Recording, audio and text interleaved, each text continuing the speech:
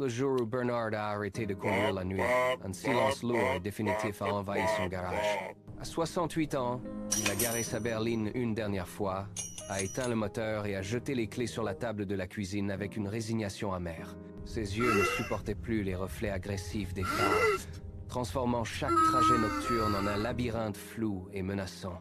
Dans le salon, il restait assis des heures entières, immobile, incapable de se souvenir de l'objet simple qu'il était venu chercher. C'est l'âge, il faut faire avec, répétait-il à voix basse, à chaque fois qu'il trébuchait sur le fil de ses propres pensées, acceptant lentement son propre effacement.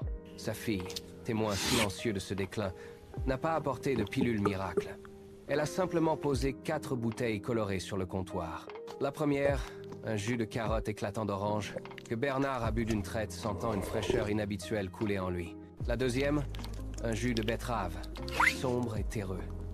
Il a grimacé à la première gorgée, mais a senti une chaleur étrange monter dans ses tempes. Puis est venue la myrtille, un jus violet intense qui a laissé une trace sombre sur ses lèvres.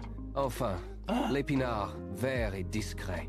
Chaque matin, Bernard a suivi ce nouveau rituel avec une précision d'horloger. Il a épluché, pressé, filtré, notant chaque date sur son calendrier avec un espoir renaissant. Au bout de 2 semaines, le brouillard dans sa tête a commencé à se dissiper. Il a réussi à lire son journal sans plisser les yeux, retrouvant le nom précis de chaque outil dans son atelier.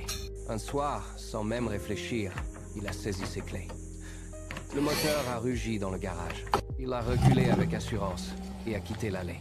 Les panneaux de signalisation, autrefois des taches floues, se détachaient désormais nettement sous la lumière crue des lampadaires. Sa vision était précise, ses réflexes aiguisés comme jamais. Il s'est arrêté sur le bas-côté, a regardé ses mains fermes sur le volant et a murmuré dans un souffle. Je ne suis pas en train de vieillir. Je suis en train de me réparer. Ce n'était pas de la magie, c'était de la chimie pure. Bernard a redémarré, prêt à reconquérir chaque kilomètre abandonné. Parfois, ce que nous nommons déclin n'est qu'un signal de détresse de nos cellules.